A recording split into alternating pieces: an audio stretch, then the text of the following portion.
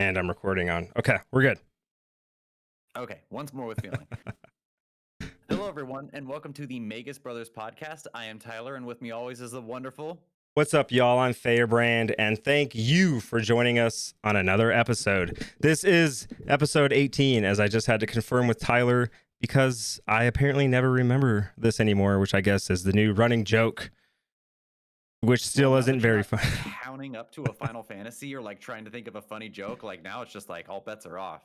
But they're still not funny, and I guess that's the funny part. But anyway, yeah. Well, you know what? As long as you enjoy them, I mean, who really cares about the listeners? Am I right? I'm just kidding. I care. I mean, yes, we care, but also we care. Like, you know, I've 10 plus years of friendship at this point. Like, I don't know. I enjoy your humor. Obviously, I'm still here. I mean, I guess that's exactly what it is. If we thought the other person was insanely annoying, we probably wouldn't be here. Or just like not funny. Like you'd be like, ugh, you know, 10 years. That's a lot to deal with something that's not funny. Oh yeah, that is a long time. I couldn't imagine. But anyway, now that we're through our little banter, so this episode we've Vera and I were talking, and we've spent a lot of time covering Final Fantasy XIV and Final Fantasy VII, and months. While we love those games, they are pivotal. This is a podcast meant to talk about all things Final Fantasy. Yep. And so we're gonna segue and finally start talking about Final Fantasy VIII. But before we do, we just had a major event in the Final Fantasy franchise, which, unfortunately does go back to Final Fantasy VII. But it was their 25th anniversary this past Sunday, Monday, depending on what part of the world you were in. Yes, it was a big time. Now, this was 25 years ago that it was released in Japan. It was still, I don't think we got it in the West until like September of that yeah, 97. So it's not 25 years in the West, but it is 25 years from its official first release in Japan. And obviously, well, that's when they're going to celebrate it. So that's when we're all celebrating it. But we did get some cool logos. You know, they look nice. They're pretty. It's Nomura's art, and that dude's always on point. That dude is an amazing artist. And we did get Nomura and Katase acknowledging it, giving some words, saying some things, hinting at possible news on the remake part 2 sometime this year. Yep, that sometime this year, some news on remake part 2. That would be wonderful. I'm skeptical. I mean, he did have that little, like, if all goes well, at the end of it, which, we know Square Enix, and as much as we love them, like, if they've got that qualifier there, like, that everyone's like, all the headlines, and everyone's been like, oh my God, news this year for part 2, and I'm like, I saw those couple of words. I'm not putting all my chips in yet. Yeah, I am skeptical because I want to say, if I remember it correctly, Katase was like, can we, like, he was like asking him, like musing to himself, can we give news this year? You know what? Yeah, let's go ahead and give news this year. Like, that's so, I'm not saying he's wishy-washy. I'm just saying that wording is very not confident inspiring, especially considering this is Square Enix, and doubly so that this is Final Fantasy VII. So I am not gonna start going around banging down the doors saying we're getting news this year, it's releasing next year. Yeah, I'll wait.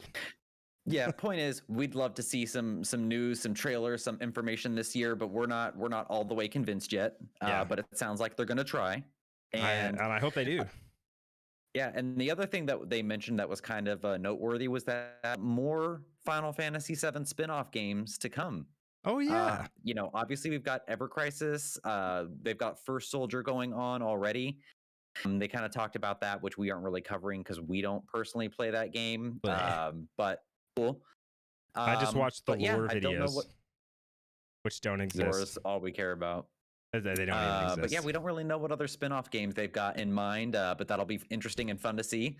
And we aren't going to speculate about that this episode. Not this episode, because I'm scared.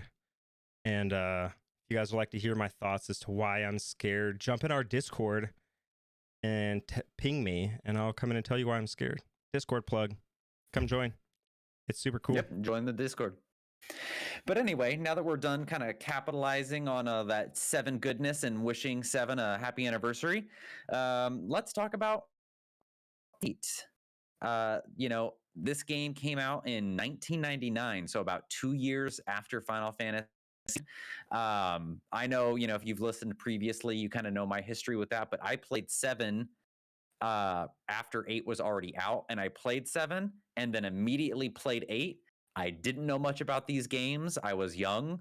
I was very uninformed. I thought 8 was like a sequel to 7 and was like, oh man, these video games are just like 8 had nothing to do with 7. And looked, you just like boot it up and you're like, who the fuck is a squall? Yeah, I was just like, I don't know any of this. Like, these characters are not familiar. But no, like I fired it up and like aesthetically it was very different. The gameplay mechanics were very different. Obviously, I very quickly found out that these were, the way fantasy did things. But yeah, I played 8 right after. That's me. Oh, and I don't know. I loved 8. I still love 8. It's one of my favorite Final Fantasies. Probably, easily top 5 for me. But before we kind of dive into what we love about it, what was your experience with it, Fayer? The first time I played Final Fantasy VIII was actually a demo, I believe. I think it was like a Pizza Hut demo or like a Game Informer demo. It was like a demo disc. I'm pretty sure that was the first time I played it. But I remember like casting Leviathan or something. Geez, I don't do this. So that was so long ago. Because I had obviously played 7 in 97. So I was anticipating and waiting and ready and excited, for 8 to come out. And so, I played the demo discs that came out, and I honestly, I don't really remember much of my first couple of playthroughs. The first playthrough in my mind that really sticks out was a few years after it released. I was in high school. Let's see, this would have been like 2005, 2006 timeframe. I had just had my heart crushed for the first time. That high school love. And I got totally wrecked. And what I did to cope with that was I sat in my room and 100%ed Final Fantasy VIII. And that's like the first... Reasonable. I played one of the great Final Fantasy love stories. And I mean, that's what you do when you're in high school and you get your heart broken. You're just like, I'm just going to submit myself to more pain to cope with my pain, right? Because that's how it works. I was listening to Alkaline Trio and Dashboard Confessional and all this other like super emo music. And, I was, yeah. Anyway, so I sat in my room and I played Final Fantasy, like 100% of that thing. And that's the first playthrough that I actually have a memory of. No, that's not. No, it's not my first one that I remember. I was a little younger and I was on disc 3 and I broke it because I got mad because I did not have good anger. I didn't have good anger coping skills as a child. Thanks, Dad. No Anyways, bueno. So thanks, Dad. Thanks, Dad.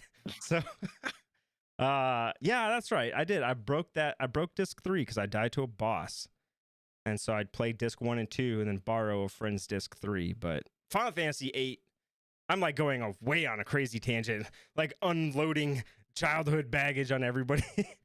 But Final Fantasy VIII is associated with childhood drama or trauma. It is like that's the theme of the game, and here it is tying directly into some of my own childhood trauma.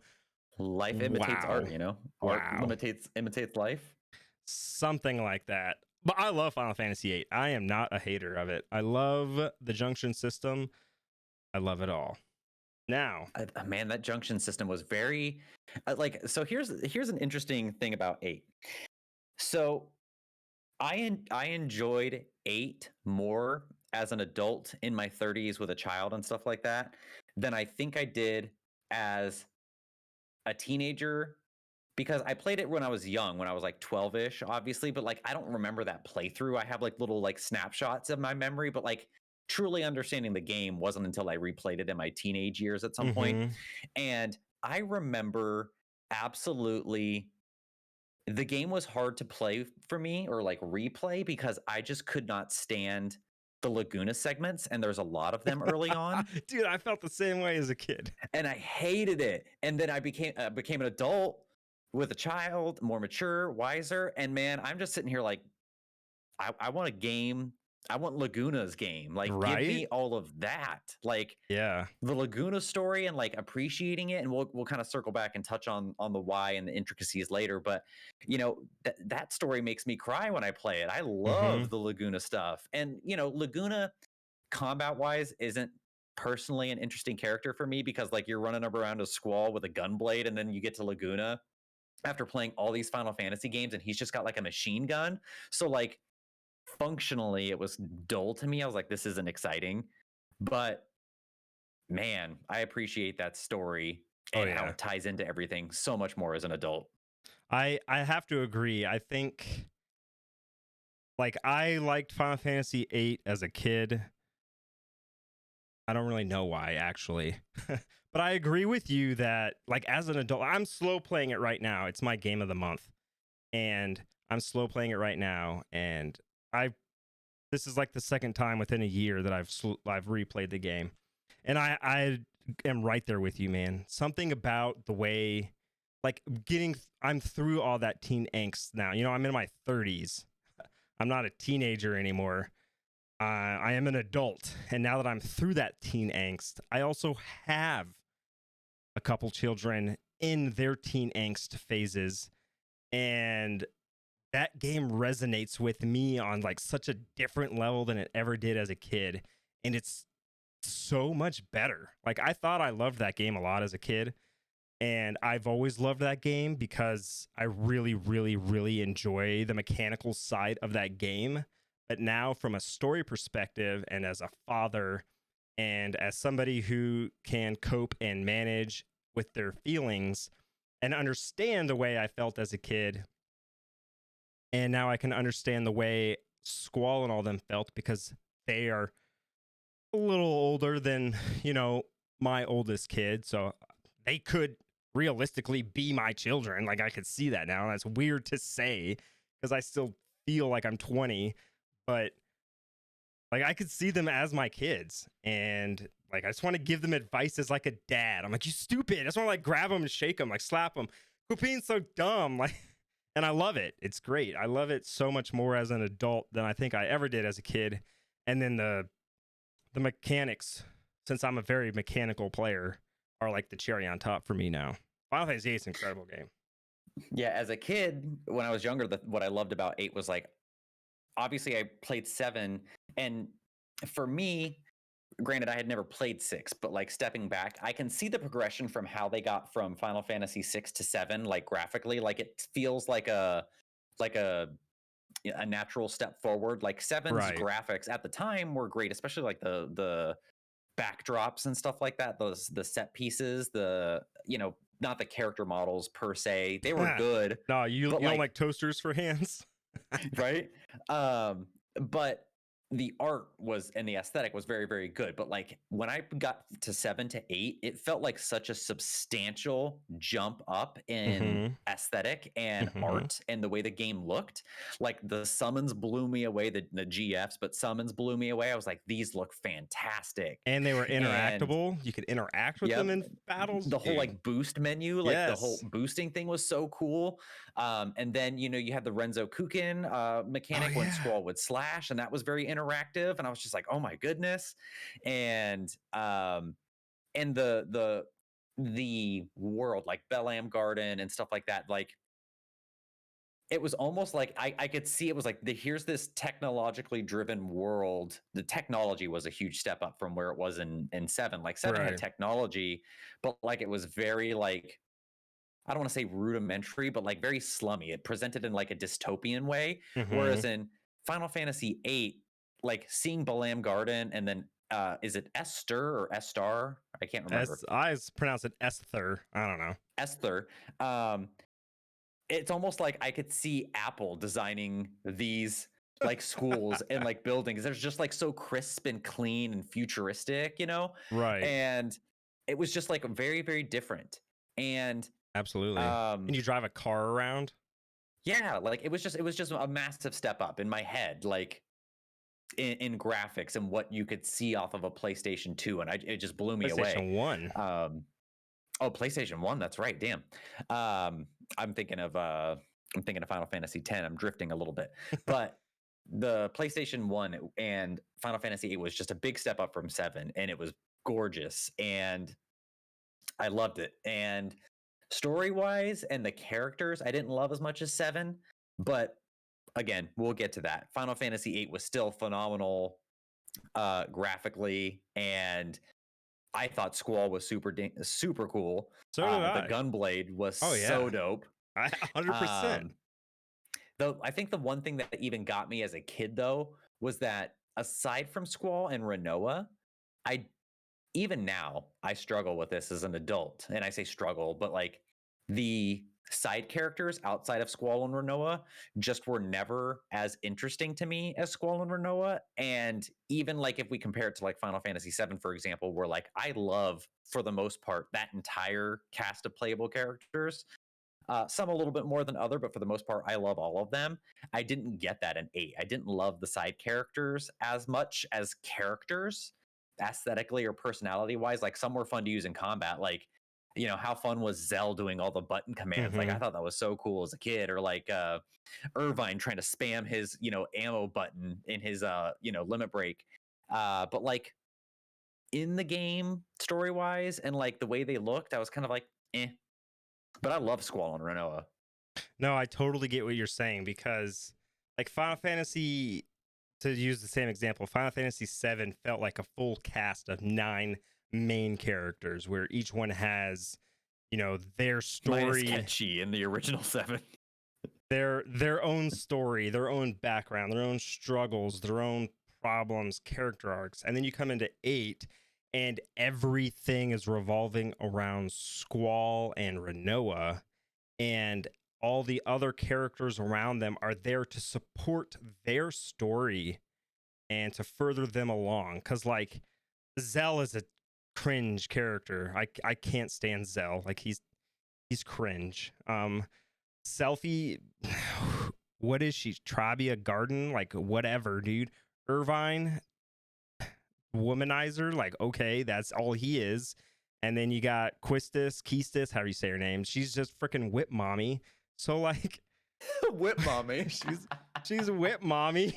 So I mean, like what? And like their backstories is exactly the same. Except they're all tied together. And 7 was again, I hate comparing 8 to 7, but like I played them back to back, so like it's easy for me. But it was like 7, like each character had their own backstory and kind of arc that was independent, and like they all kind of tied into like Barrett was very affected by what was going on with Shinra, and so it kind of goes back to Shinra, but it was a all separate of them went part, back to like it was Shinra. What was that? Said every character in 7 went back to Shinra. Yeah, every for the most part. one. But like it helped build the world out and really show us how awful Shinra is. But they all had different themes going on and struggles. Whereas like 8, like you go far enough back and they're literally all in school together, or not a school, orphanage. That's it. And from the same, like I think they're all orphans from the same war, in fact. And like they didn't have, like they have little moments where their personality and things really kind of shine throughout moments of the game. Like you get parts without Squall where they're Zell's kind of trying to take charge, escaping the prison, or Keistis has her moments where she's struggling as a teacher and a leader, and deals with that.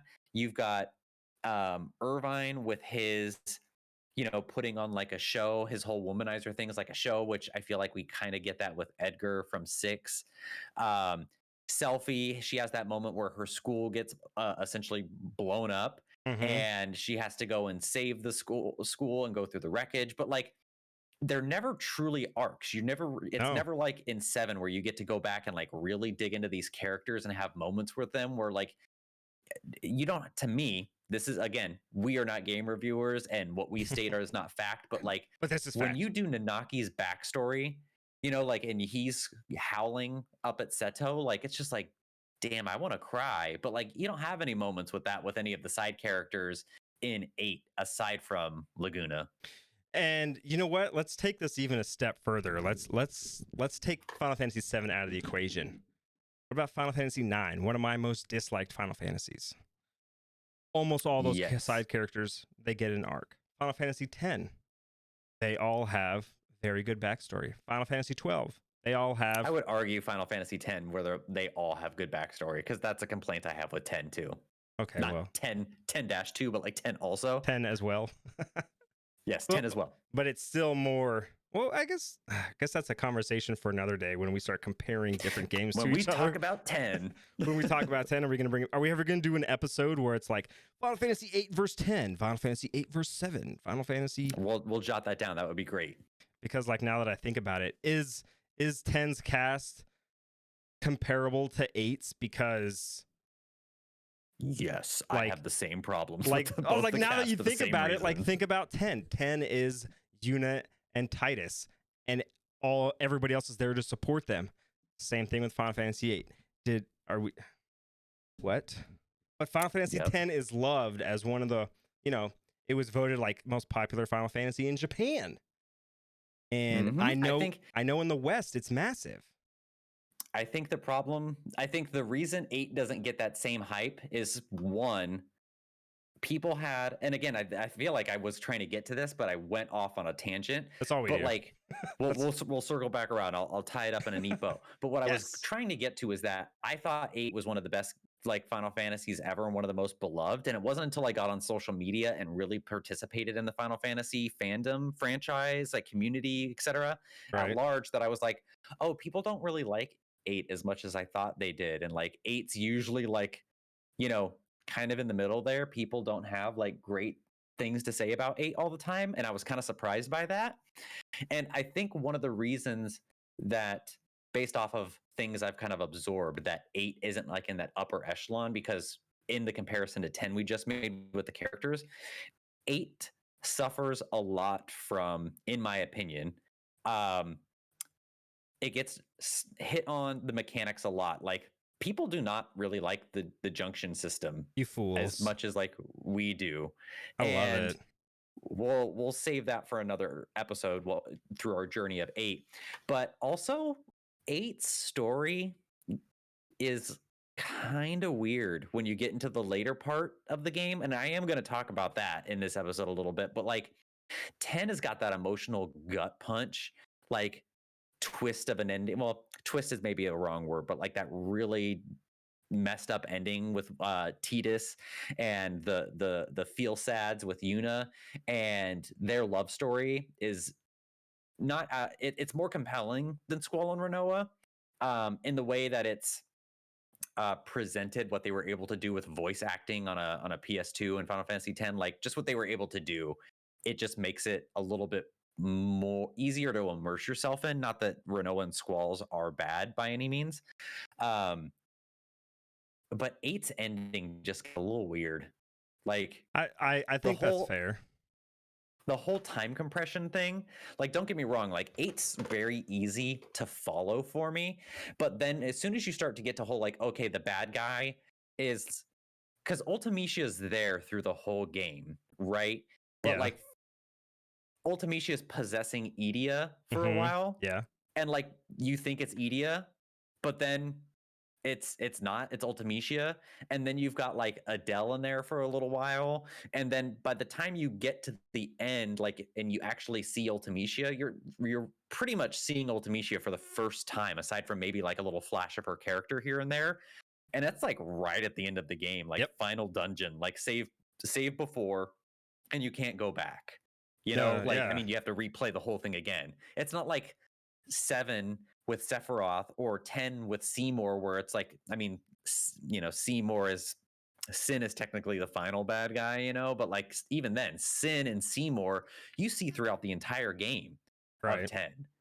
And you've got Ultimecia that shows up right at the end, and her goal is like time compression, and like, it's explained, but like, time travel, compression, and when you get all of that, like it's very involved a concept, especially if I'm playing the game as like a 12-year-old for the first time. Right. Like, and even now, like it's such a I don't know if existential is the right word, but it's an idea I'm so detached to that I'm just like I don't feel the stakes here. Like it's almost it's even worse than like, oh, the bad guy wants to destroy the world. Okay, like that's what all bad guys want. Like this is some next level higher intellect of fuckery, and I'm just like I can't get there as far as stakes go. And so I think that's a long tangent about why 8 is not as popular as 10. No, and speaking of the ending, I totally get where you're coming from, because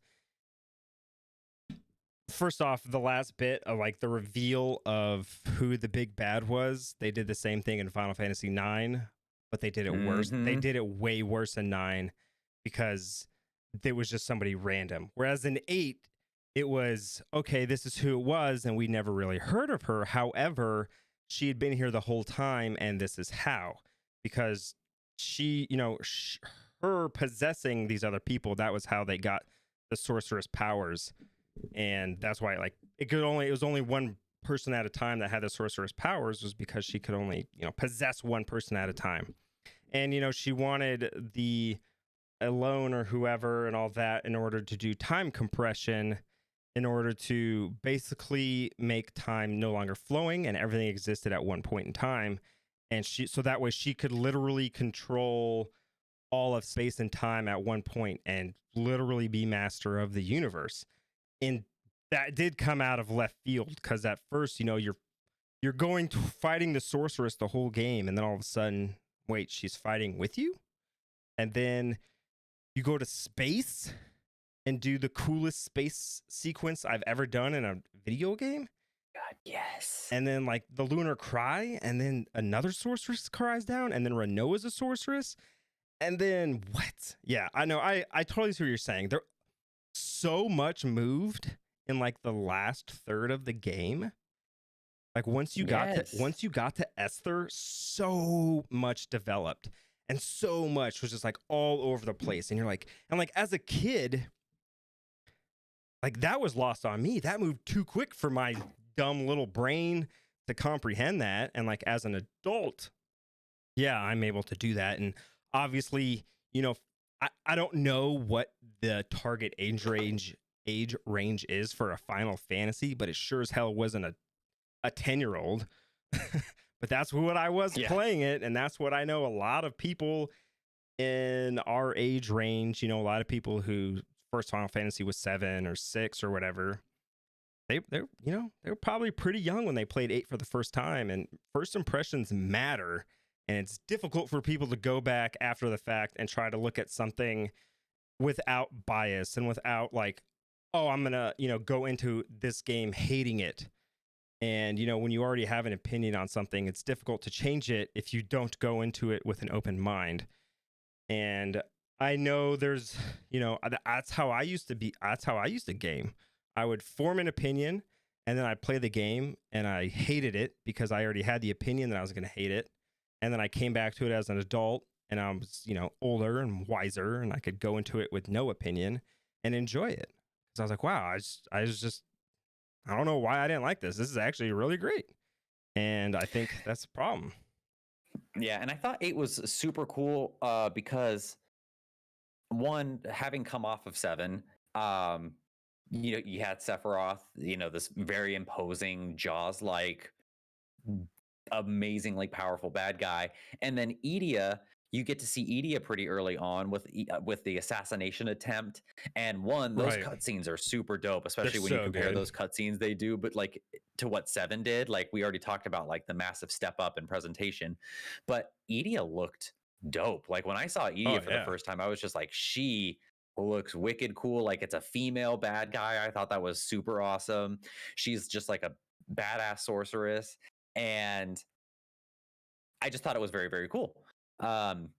And I would be remiss. I can't even believe we're this far into the episode without talking about 30 minutes.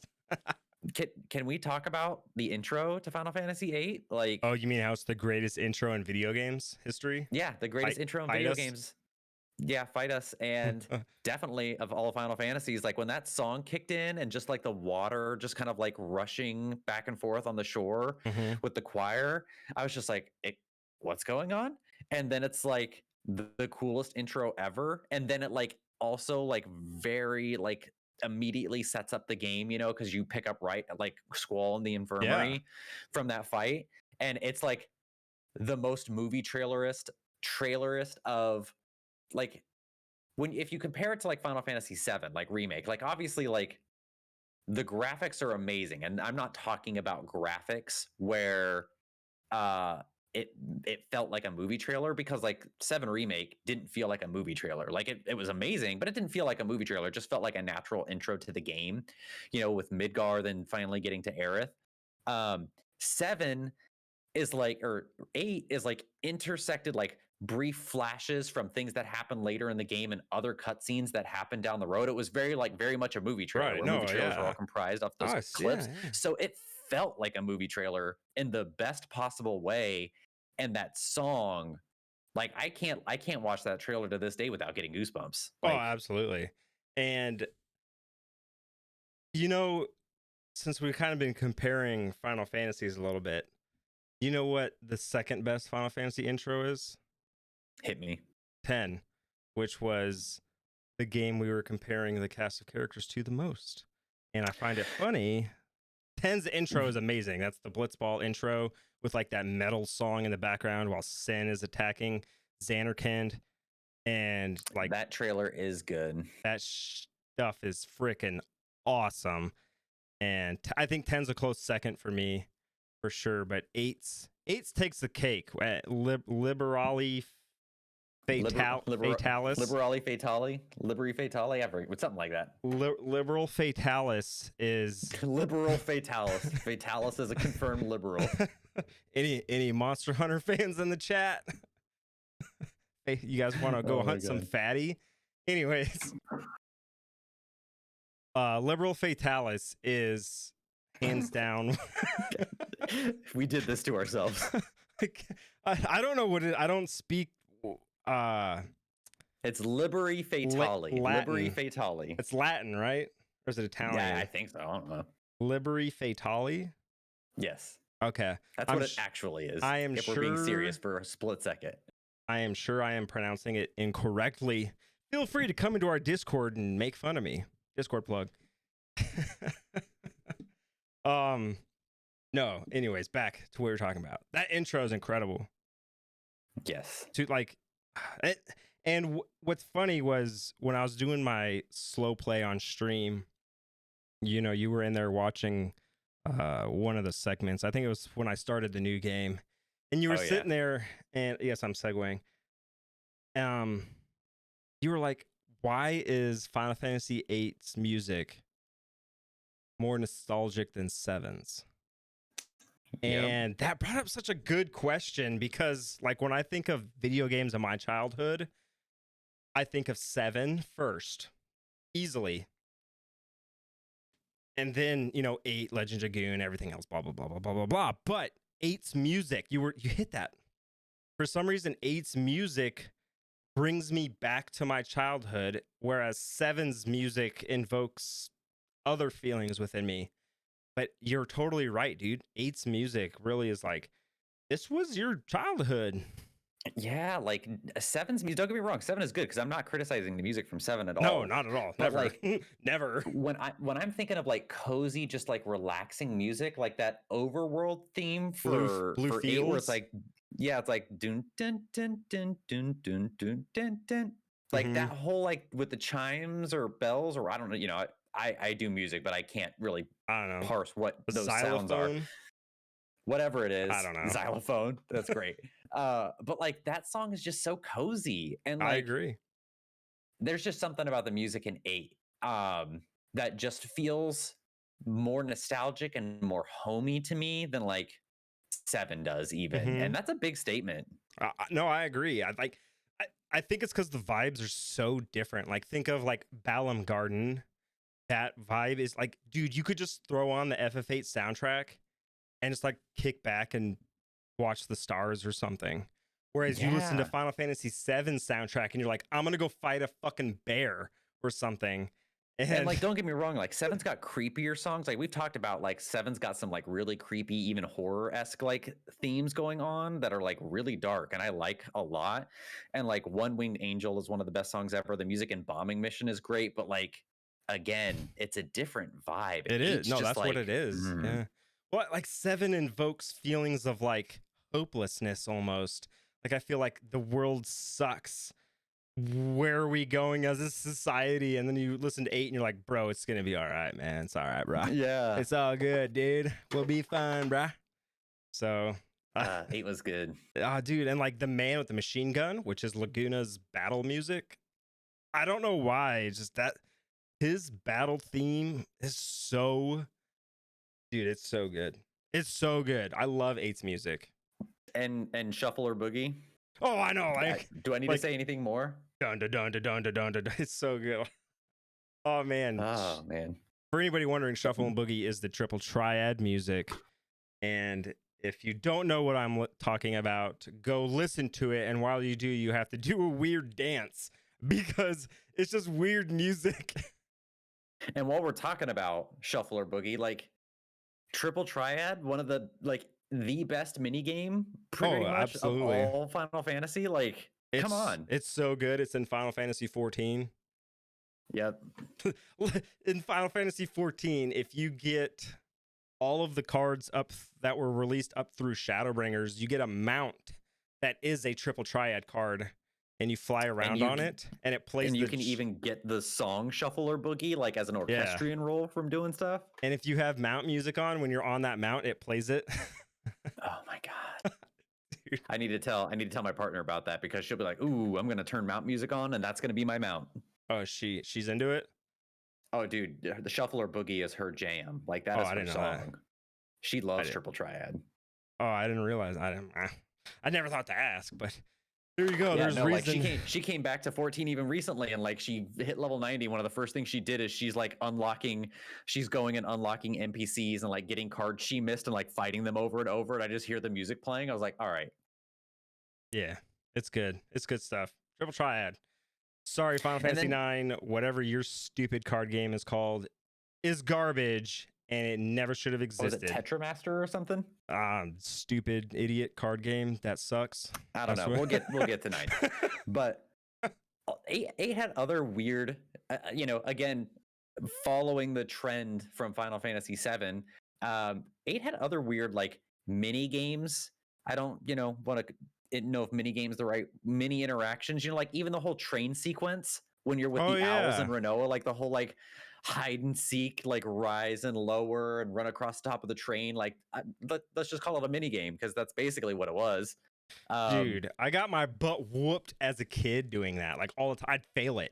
And like as an adult, I'm doing it. I'm like, how did I fail? Like this is the easiest thing ever. I sucked as a kid at video games.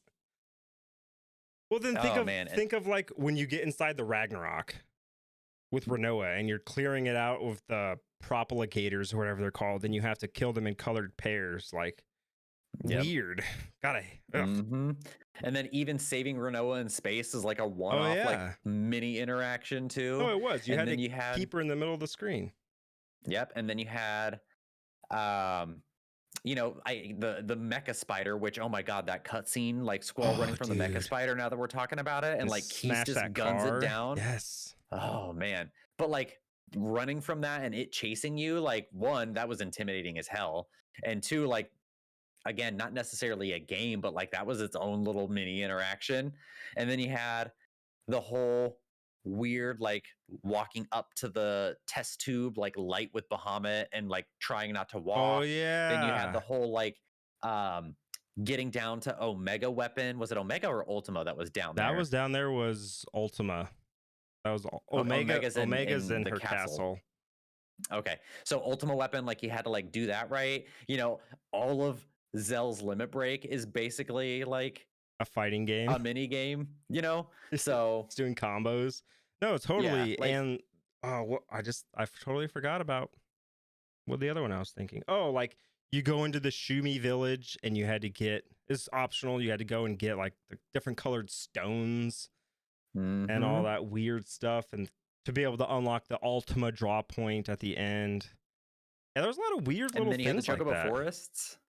Oh yeah, and if you had the pocket station, I did all of that content once, and that was on the original Final Fantasy VIII release on Steam that had the trophies and achievements or whatever were like the hard ones, where it's like beat the game with Squall at the initial level, which I did all that stuff.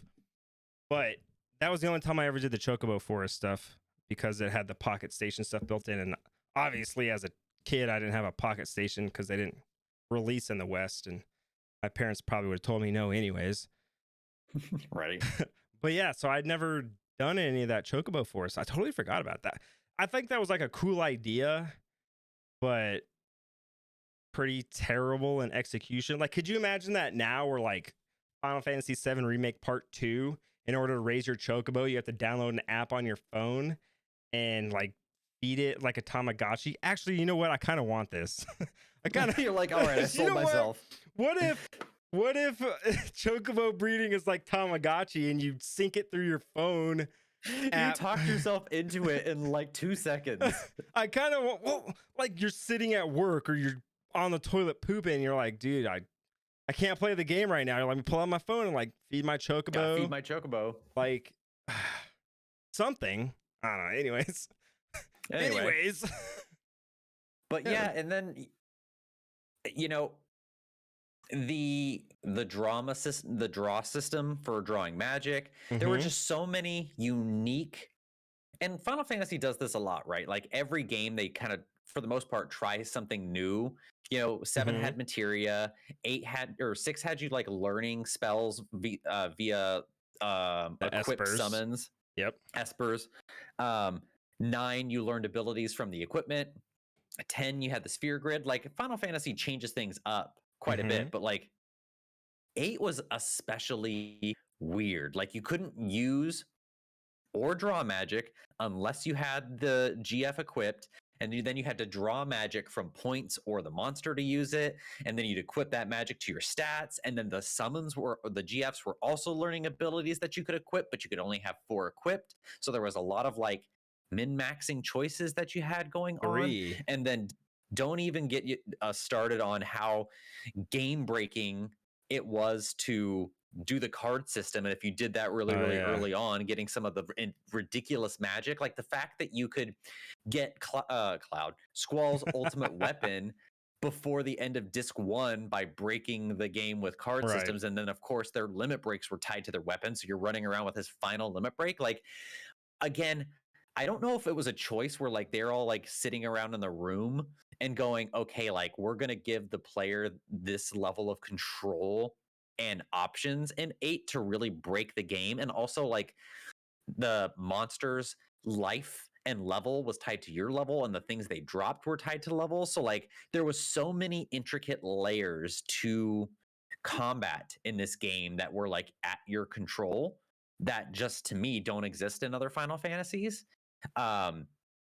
It was absurd. A lot of people didn't like it, but like it was ballsy of them to give you that much control, because you could essentially go through and replay the game and have a different vibe the entire game. Like you've done like no level playthroughs. You know, I've done playthroughs where I want to get like as many ultimate weapons by the end of disc 1. You can do like a leisurely play. You can do a version where it's like, okay, I'm not going to do the card system. I'm just, there's just so many ways to play it even over, and it feel and work differently. So I think it's a really cool in-depth system, but a lot of people didn't like it. I thought it was great. I think only a couple things need to change in order to make the junctioning system like acceptable on like a grand scale, to where everyone's like, yeah, okay, it's fine. I think number 1, you shouldn't have to equip the item command. Everybody should have item regardless, and your other 3 slots should be filled, and you still have 3 slots, and then you could fill them with whatever you want. Everybody always has item, no matter what. I think that's a massive problem, and I don't think it's I don't think it added to the strategy in the battle. I just think it was annoying. So that's a number one. Number two, whenever you draw magic, just give me 9. Don't have it tied to how high my magic is in comparison to how high of a level of the magic I'm drawing. Just let me draw 9 every time. I don't want to fail a draw. Like, that's so stupid. Don't insult me and waste my time as a gamer and it was insulting. No respect for your time.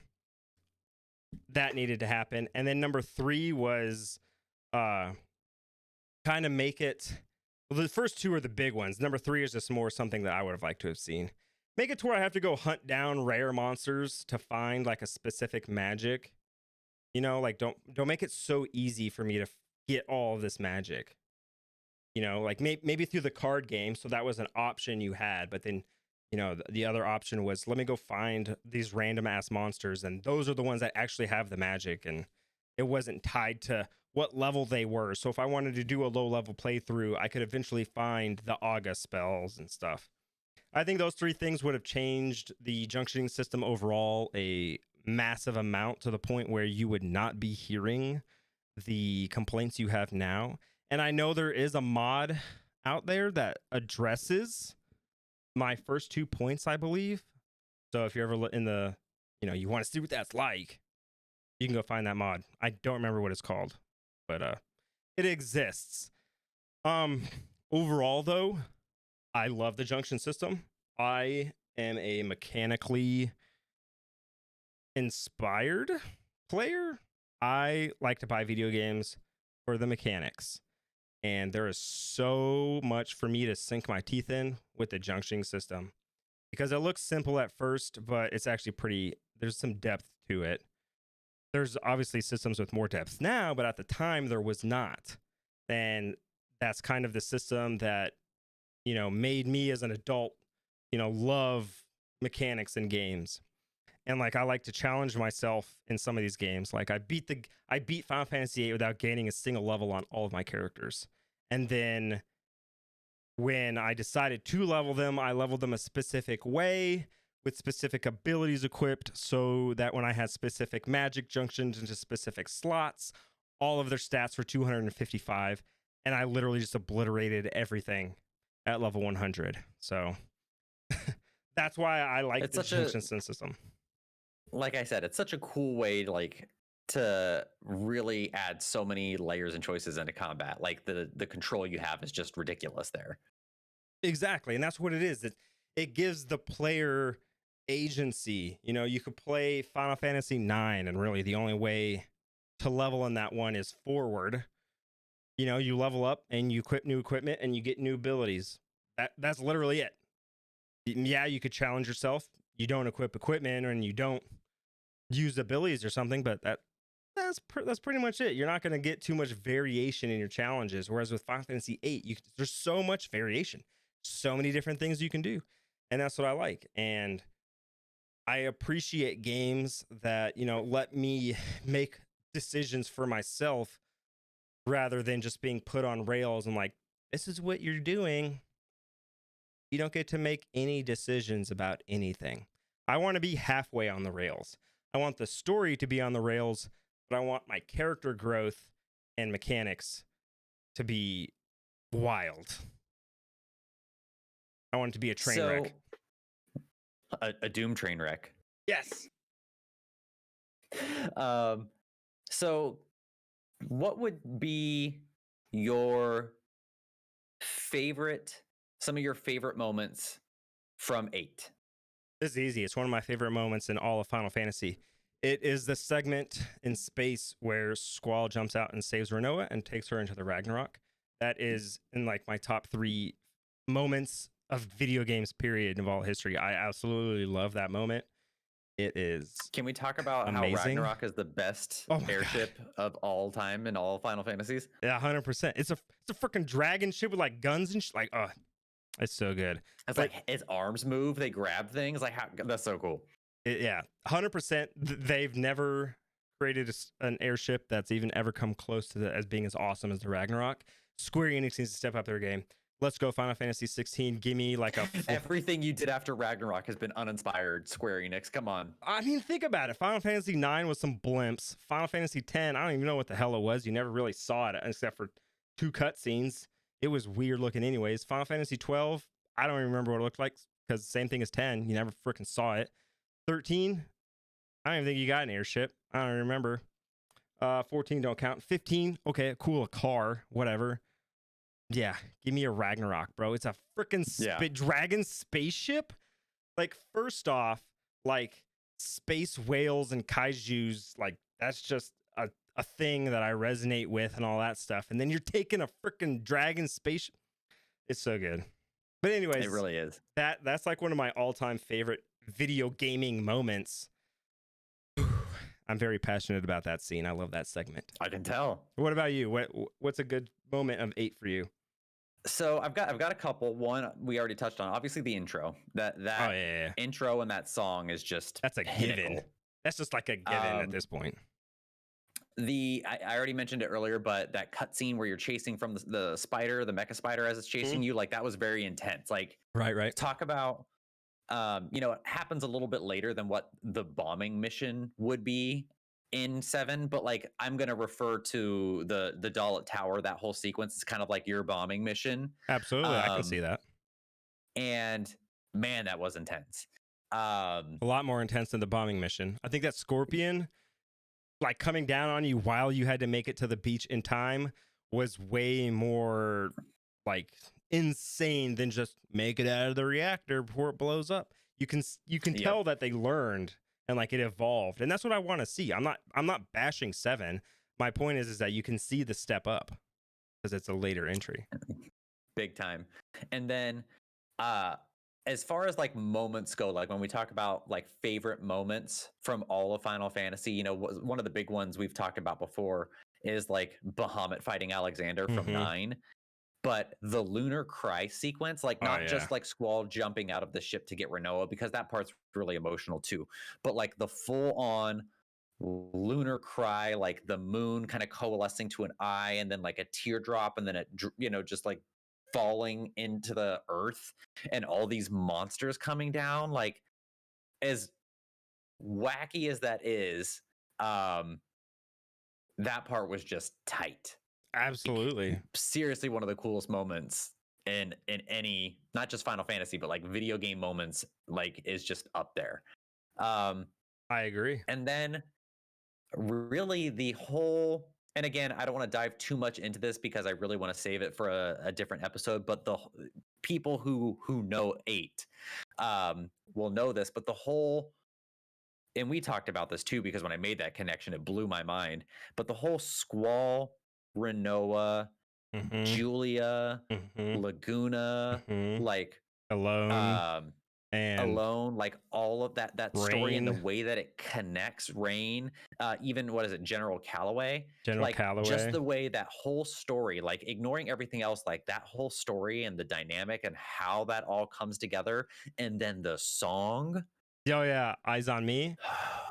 Yeah, like that whole part is just some of the most emotionally moving story, like, because it's one of those things to where it's like, ignoring that this is a Final Fantasy, it's one of those stories that like in a time of war or something, like it feels very real, like it feels like, and very real, and like obviously like that's some storybook shit for it all to work out that one particular way, like it's something that I feel like you would read in a book, but absolutely it's just real enough to really capture your heart, know.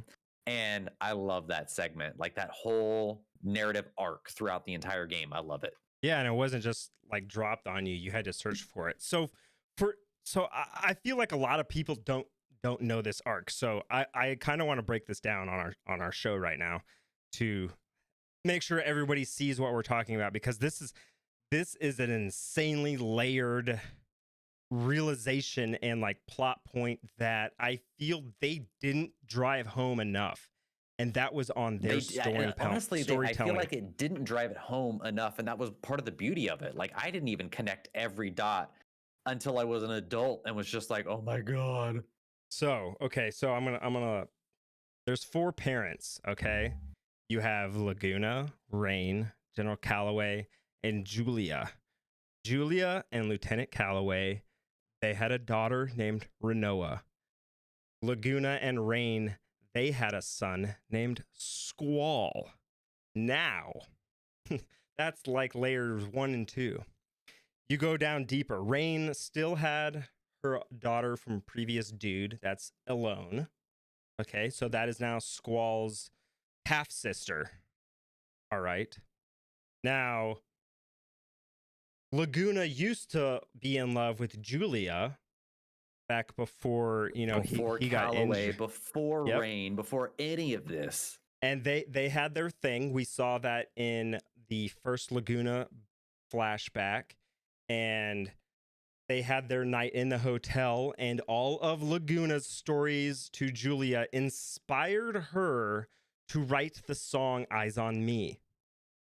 And I think Okay. it was like the first time she was going to add lyrics to her piano Yes. music and all Yes, that. It was she a was big talking- step for her. She was talking about how she wanted to be a songwriter instead of just playing piano, and hearing all of his stories inspired her to write one. And it was Eyes on Me. That was the song she wrote. Then Laguna went off to war and was presumed dead. And while he was presumed dead, she met and fell in love and married General Calloway, and they went on their happy way.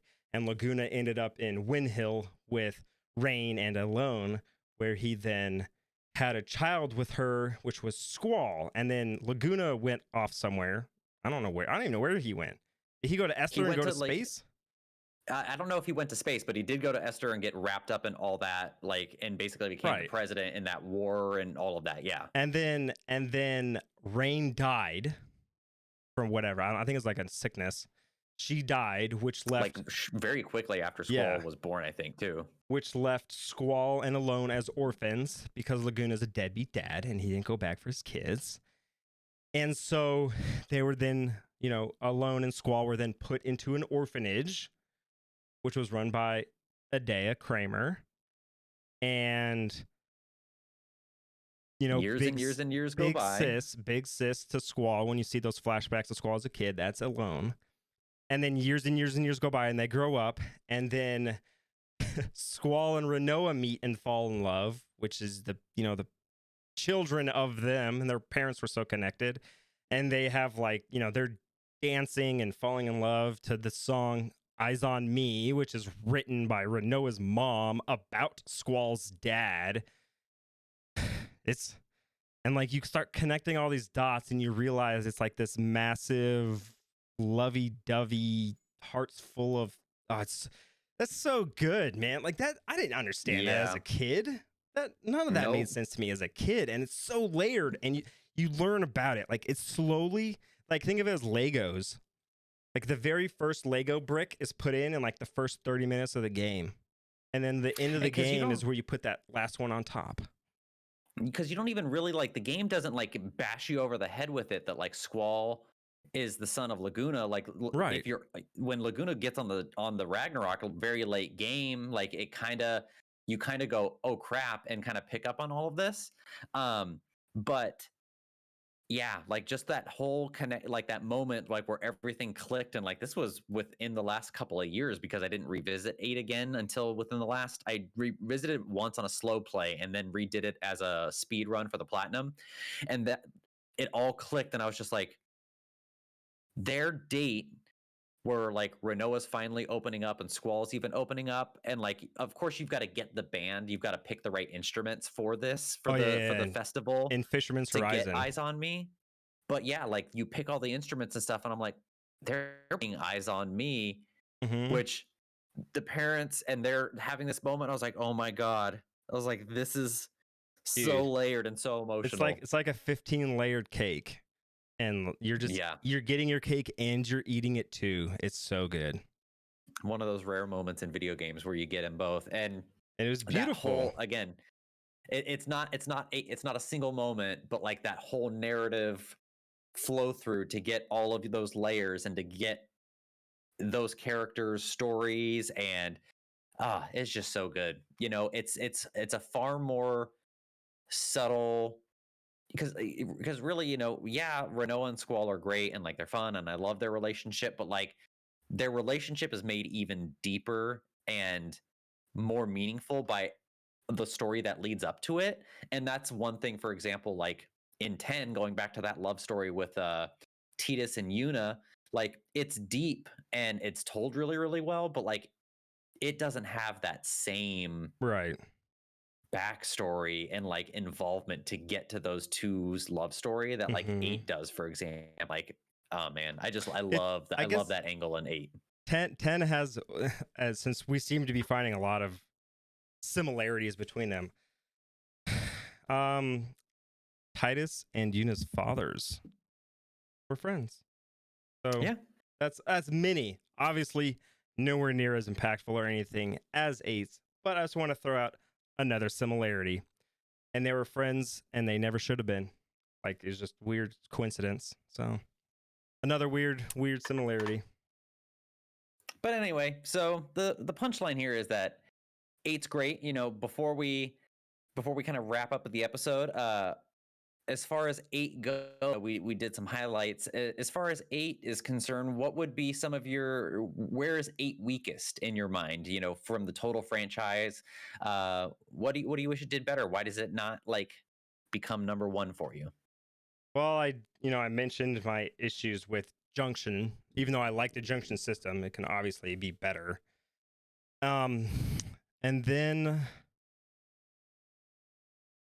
I guess you said it earlier. It was just the supporting cast. Like they just really didn't have like they could have just been interchanged with anybody else and it wouldn't have mattered. Like the big reveal when you find out that they were all orphans together, it still didn't make a difference to anything. Like it's not like this was the power of friendship and childhood memories and yay anime. Like that none of it mattered. That they were all childhood, like, dude, they could have been Joe Schmo down the street. It could have been anybody. And I think that was its weakest point, was the 4 supporting characters. Big time. And then I don't know. I don't know. It lacked a lot of the, what's the word I'm looking for? Not pizzazz, but it just lacked that spark to really push it ahead of a lot of these other Final Fantasies. That's really what it is.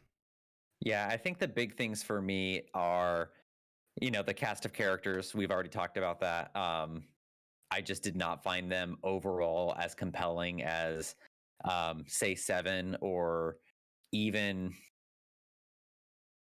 really 7, honestly. Like, because 7, the cast of characters of 7 is like it for me. I mean, we could talk about the Scions and 14 as well. Like, they're fantastic for me as well. But it just didn't hit those levels. And like I said, the ending is not bad. It's just that whole bad guy time compression, like the stakes, the driving mechanism, like it was just a little too esoteric for me, and I was just kind of like, okay. Yeah. I can understand that. I needed something a little bit more real, and I realized that that's coming from me who plays JRPG, and like the trope and joke with JRPGs is that you have to kill God by the end of the game. You go from killing rats to God. Yeah, exactly. But 8 was just a little too weird when it came to that. I wish the ending had been a little bit more tangible, a little bit more real, but or not ending, but like that final conflict is what I should say. But yeah, I mean, 8's still fantastic. We didn't touch on this, but we'll touch on it again. But like the fact that the schools like can like just get up and like, I don't want to say levitate, but like drive the schools around and become ships themselves. So that was dope. Like there's so many cool things about 8. But yeah, there was just some weird choices in there that resonate with me. But I still love 8 so much. And in future episodes, we're going to dive into the actual story and kind of overview the story, talk about parts we loved or didn't love. We're going to get into the music a lot more thoroughly, themes, characters, et cetera, et cetera. We're gonna dive. This was just a general view to kind of brace you for what to expect from us on the topic of 8. Yeah, this will all be coming within the next episodes. We don't really have a timeline right now because of who we are as people as to how many episodes. I'd expect another 2, 3, 4. I couldn't imagine being more than that, but we're gonna be talking a lot of FF8. I can't imagine it being just 2, but probably 3 or 4. 3 or 4 knowing us. 4. And you know, we also want to hear your opinion. I know a lot of people have opinions on 8. You are more than welcome to share them, and we will even mention you on the podcast. I'm not afraid to say that. Share those opinions. You want to know where you share them? If you haven't played 8, play it. I hope these conversations inspire you to give it a try. If you'd like to come share your opinion with us, you can always tweet at us. But I'm also going to do a third plug. Come join our Discord. Oh yeah, we brought it back. Third plug. Join our Discord. I'm plugging it. Your Discord specifically because this is your game of the month. Oh yeah, if you want to get really in depth with it, you could even check out my streams where I'm still streaming it into February because I had some issues in January and I've been missing quite a few streams, unfortunately. But I'll be picking that back up soon and playing more FF8. I think I'm about to hit Fisherman's Horizon, so I'm like not even halfway through the game, or halfway-ish. I'm supposed to beat it in a month, and I didn't. Whatever. And if you can't catch his streams, you've got the recorded video, the play on your YouTube, right? Oh, that's right. I did open up a second YouTube channel. That one's specifically for VODs. Like, it's a Let's Play channel. That way, all of my playthroughs of every game will be there forever, rather than getting lost to Twitch, deleting VODs like they do. Obviously, I'm only going to put playthroughs on that YouTube channel that, you know, are actually slow and we discuss the story and it's something to actually absorb. I'm not going to post my 5 millionth playthrough of Final Fantasy VII where I spam the text and I'm playing it for whatever reason, but well, we will have links for those YouTube channels in our description, as well as the aforementioned Discords for both Feyer and myself in the episode details. Feyer, can they find you anywhere else? Yeah, you guys can find me at Feyerbrand at pretty much all social medias. I'm kind of spread across things, doing different things all over the place, trying to, you know, throwing a bunch of things. I'm throwing a bunch of things at the wall and seeing what sticks right now. So it's kind of all over the place, but I'm still dedicated to producing high quality content. Yeah. So look for the name Feyerbrand and find out what's stickiest. You don't want to know what's stickiest. Oh God, it's in a certain channel in my Discord. And if you're enjoying what we do with the Magus Brothers, we are also on Twitter at Magus Brothers, and please check out our website, magusbrothers.com. If you're enjoying the podcast, please share, subscribe, leave us a review, rate it. These things are important. They help those algorithms and give us exposure across all podcast platforms. Check us out on YouTube, comment with our videos, interact with us, come say hi, subscribe. All those things are very, very important. Yes, please help us with the algorithm. We only mention this once at the end so that the people who've already turned it off aren't going to hear it. But if you're still here, that means you care. Please rate and review us. Help boost us. We would like to continue doing this, and we can really generally only do that via support. And we want to grow. The more people we can talk to, the better. To grow. We want to talk to more people. Yes, more people. We love interacting with you. But until next time, I hope you guys are enjoying the podcast and you guys have a great night. Bye. Bye.